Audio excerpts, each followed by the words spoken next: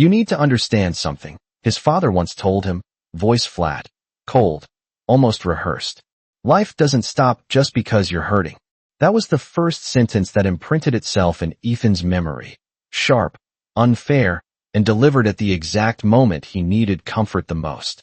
And maybe that was the moment everything in his childhood finally snapped into place. He was alone, even in a house full of people. Ethan grew up split between two worlds long before he learned the word divorce. His parents separated when he was 10, and although neither of them ever raised their voices, the silence between them was louder than any argument could have been. He spent most months with his mother, the warm, patient one, the parent who sat through every meltdown, every bad grade, every confused question a 10-year-old asks when his family falls apart. His father, Mark, was the opposite, stoic, emotionally distant, someone who believed pain should be endured quietly and privately, like a chore. For a while, Ethan kept drifting between the two homes without thinking too much about who he preferred. As a child, he still believed both parents were trying. But that illusion shattered the year he turned 14. His mother died in a car accident, sudden, violent, senseless. One day she was there, telling him to pack his backpack. The next day he was staring at people in black suits who hugged him like they owned his grief. The world didn't dim. It just stopped. And when it started turning again, it no longer felt like his. With no relatives able to take him in, Ethan was sent to live with his father full-time. But his father didn't live alone. He had already rebuilt his life, with Beth. Beth Carter.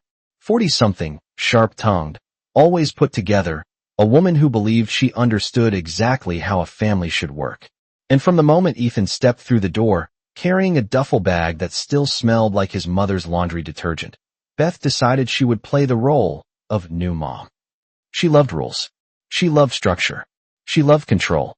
Ethan, who was drowning in grief, suddenly found himself graded on chores, curfews, tone of voice, and respectfulness. She corrected the way he spoke. She corrected the way he folded towels. She corrected the way he processed the loss of his mother, calling his anger disruptive, his silence rude, and his sadness attention-seeking behavior. The worst part wasn't even her strictness. It was the fact that she already had a son, Josh Carter, who was treated like a golden ticket to a future Beth imagined for herself. Josh was 2 years younger than Ethan, quiet, awkward, but undeniably the center of Beth's world. She pushed him into football teams he wasn't qualified for, school plays he couldn't act in, clubs he had no interest in. And somehow, things always went Josh's way. Coaches bent rules. Teachers overlooked mistakes. Administrators found space where none existed before. Beth called it advocating. Everyone else called it meddling. Ethan called it what it truly was, favoritism carved into stone. Every time he compared their treatment, the imbalance widened like a canyon. If Josh forgot a chore, he's under pressure, poor thing. If Ethan forgot a chore, you need to learn responsibility, young man. If Josh acted out, he's sensitive. If Ethan acted out, he's disrespectful. If Josh looked upset, the world paused. If Ethan cried, he was told to lower his voice. And through it all, his father said nothing. Not a word. Mark simply nodded at Beth's decisions, deferred to her judgment, and insisted she meant well. Even when she criticized Ethan in front of guests. Even when she barged into his room without knocking. Even when she tried to ban photos of his mother because they were setting the wrong emotional tone in the household. So Ethan learned to survive quietly.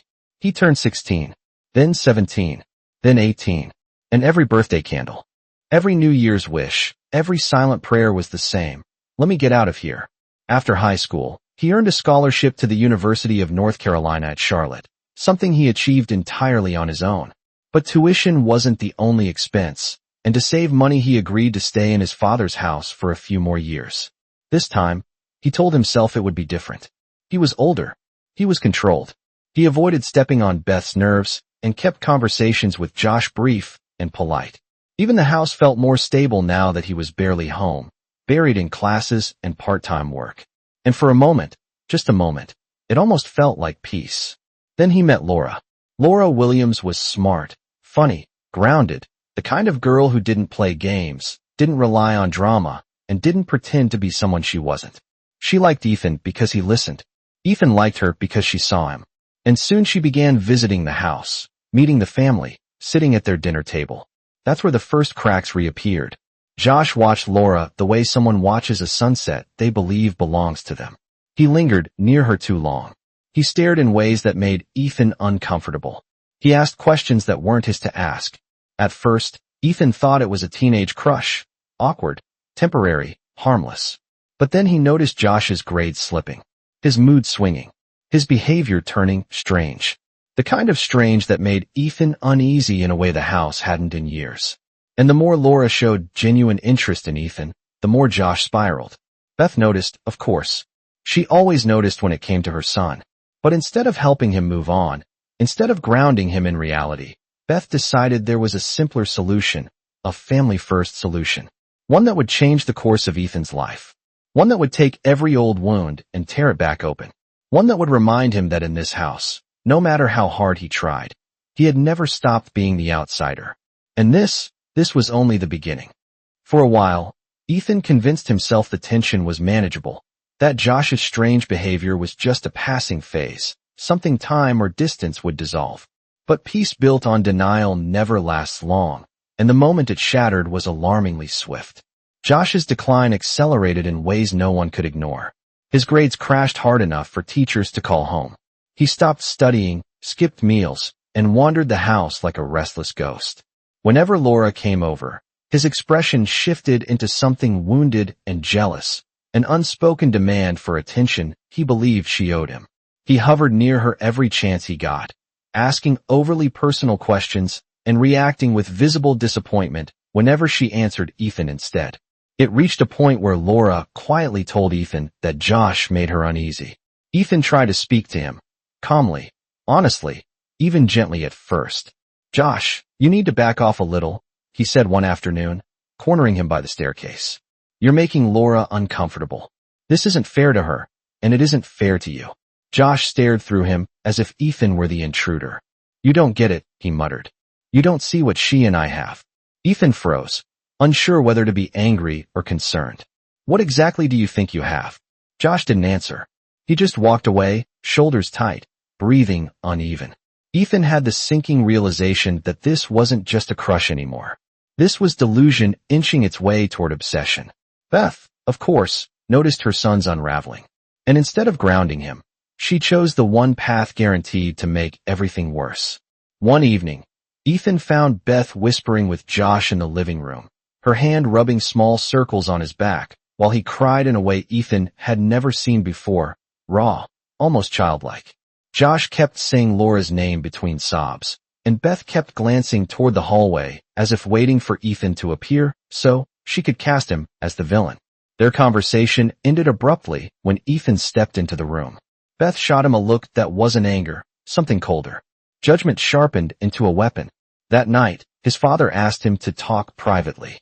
Ethan followed him into the study, a room Mark almost never used except when Beth told him to. Mark shut the door, took a deep breath, and delivered the sentence that would sever their family for good. "Ethan, we need to discuss your relationship with Laura." Ethan waited, arms crossed. Mark rarely confronted him. The seriousness of his tone made the air heavier. "Josh is struggling," Mark continued. "He's emotionally fragile. Beth thinks. No, we think. The situation is hurting him more than you realize." Ethan blinked slowly. "What situation?" Mark swallowed. "Your relationship. With Laura." A beat of silence. Then another. Ethan let out a quiet laugh of disbelief, thinking he misunderstood. But his father didn't laugh with him. "You're not serious." Mark's expression tightened with a kind of shame that dared to disguise itself as duty. "Ethan, Josh has deep feelings for her. And you, seeing her every day, bringing her here, it's affecting him. He can't focus. He's becoming unstable. We need to look out for the whole family." Ethan's heart thudded once, hard. "Say what you're actually trying to say." Mark hesitated, but not for long. Beth's voice echoed in his tone. "We're asking you to end things with Laura. For your brother's mental well-being." The words dropped like acid. Ethan stared at him in stunned silence. It wasn't the request itself. It was how natural his father sounded saying it, as if sacrificing his own son's happiness was a small, reasonable adjustment for household peace. "You want me to break up with my girlfriend?" Ethan said slowly. "Because Josh can't handle rejection?" It's not rejection, Mark insisted. It's emotional overload. He's fragile. You know how sensitive he is. He's obsessed, Ethan corrected. And you let Beth feed it. Mark stiffened. Don't bring Beth into this. Ethan laughed again, louder this time, the absurdity suffocating. She's the one pulling the strings, Dad. She always has. And you're actually going along with this insanity. His father winced as if Ethan had struck him. Beth is just trying to keep the family stable. Ethan's voice sharpened. No, she's trying to make me the sacrifice. Again. That was when the argument exploded, quiet at first, then escalating like pressure finally, snapping a fault line. Mark insisted this was about protecting Josh. Ethan insisted his father had never protected him from anything. Not grief, not Beth, not manipulation disguised as parenting. Every sentence revealed a truth Ethan had tried to bury for years. His father had never chosen him. Not when his mother died. Not when Beth reshaped the household. And not now, when all Ethan asked for was simple respect. The final blow came when Mark, exasperated, whispered, "A woman, any woman, shouldn't come before your brother." And that was it. That was the humiliation. The bare, ugly truth.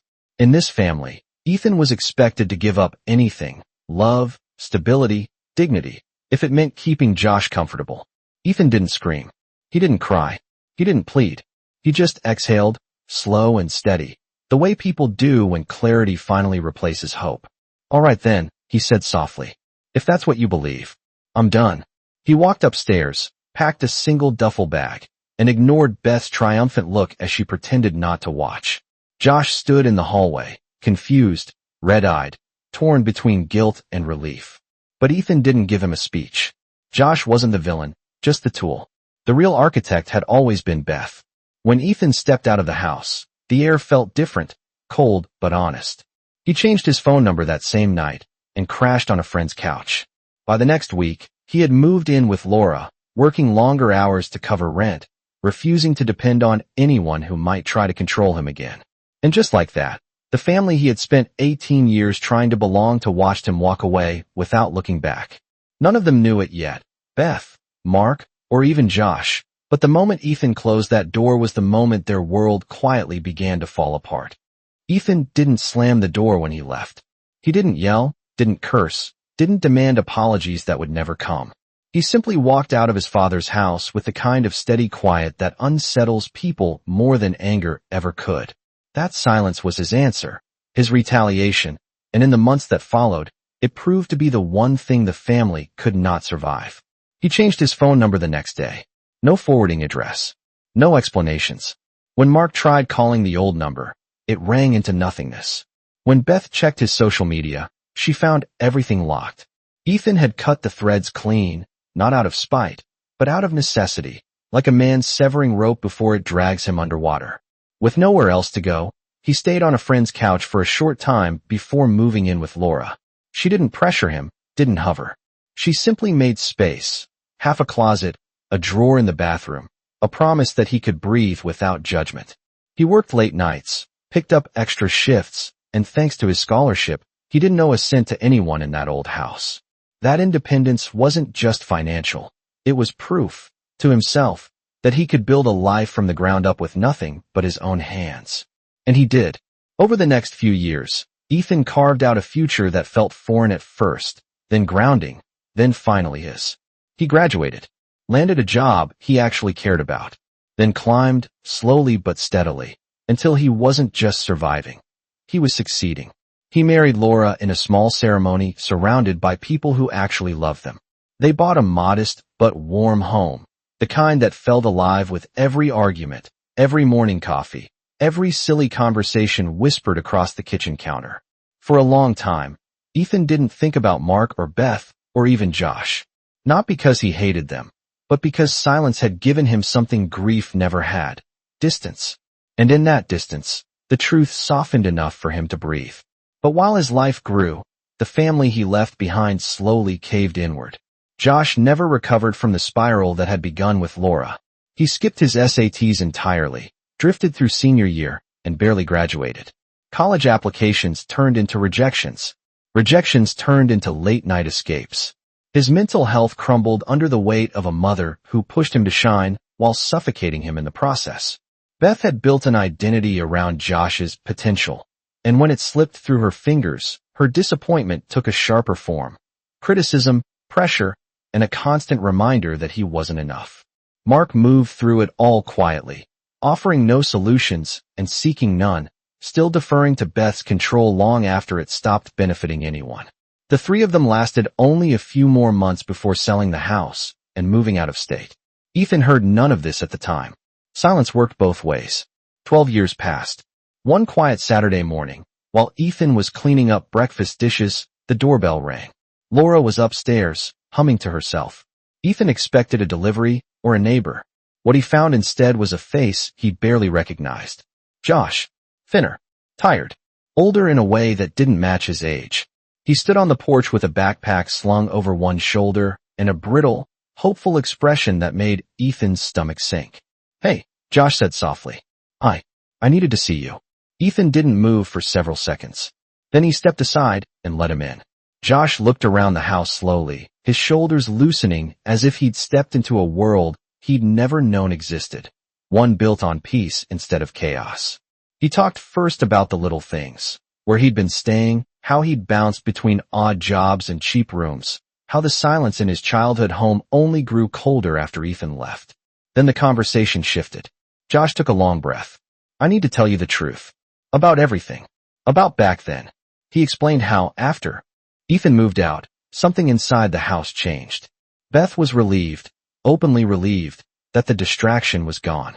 Mark acted like a man who'd realized too late that he'd chosen the wrong side.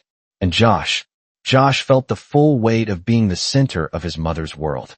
The pressure, the expectations, the constant reminder that he was supposed to be exceptional simply because she needed him to be. "I was a mess," Josh admitted, voice unsteady. "I was obsessed. With Laura. With being chosen. With being someone worth noticing. And Mom, she made it worse. She told Dad to talk to you. She told him it was your responsibility to step aside. I didn't want you gone, but I didn't know how to stop her. I didn't understand how sick all of it was."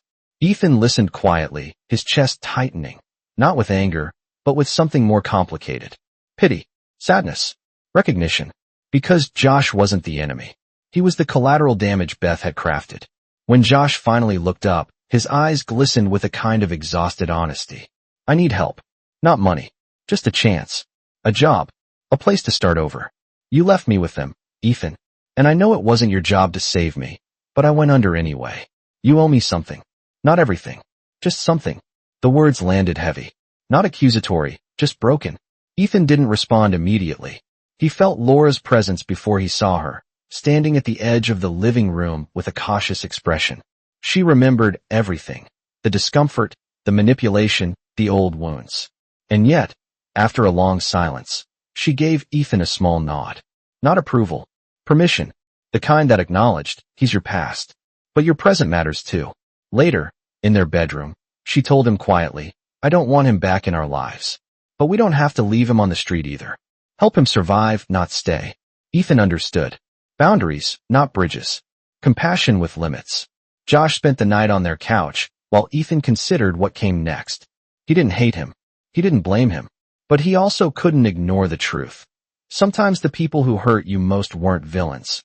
They were victims shaped into weapons by someone else's hands. And that realization mattered. Because it meant forgiveness wasn't impossible. But forgetting? That was something entirely different. Ethan didn't sleep much that night. While Josh rested on the couch downstairs, he lay awake, staring at the ceiling, replaying memories he thought he'd buried years ago.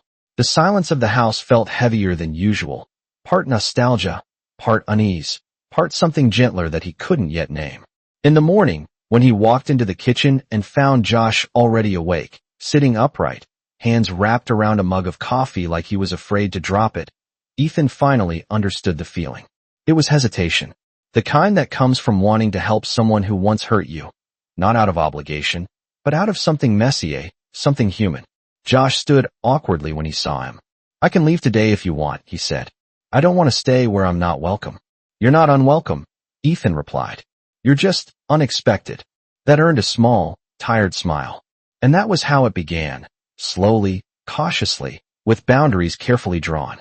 Ethan offered him the guest room for a few weeks. He gave him a bit of money. Nothing dramatic, just enough for food, clothes, and a small safety net. He made it clear that the help was temporary, not permanent. And surprisingly, Josh didn't push back. He seemed relieved to follow rules that weren't suffocating, expectations that weren't impossible. Within 2 weeks, Josh found a job at the local Walmart. It wasn't glamorous, but it was stable, and that stability showed in the way his shoulders finally relaxed.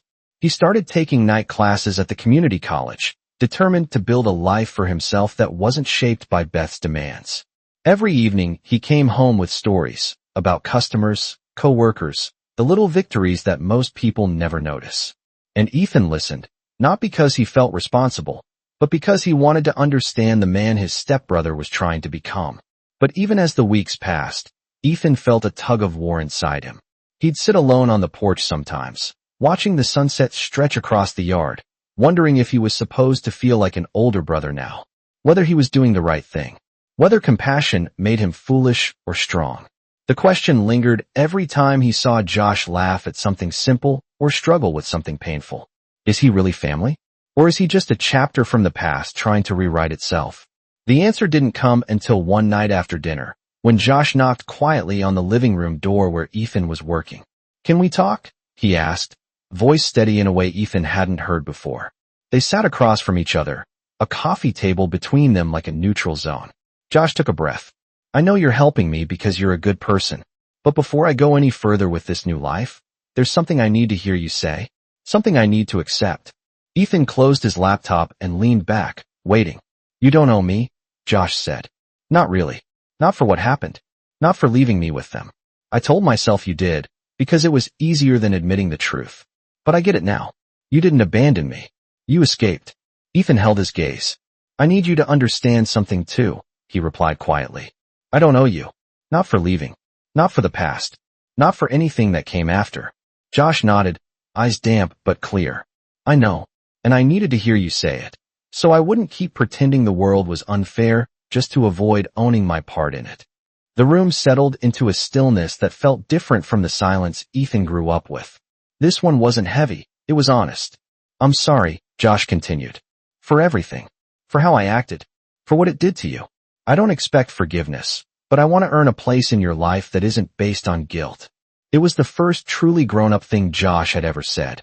Ethan felt something loosen inside him, the tight knot of resentment he'd carried since he was a teenager. It didn't vanish, but it finally stopped choking him. "You're not the same kid anymore," Ethan said. "And I'm not the same person who left."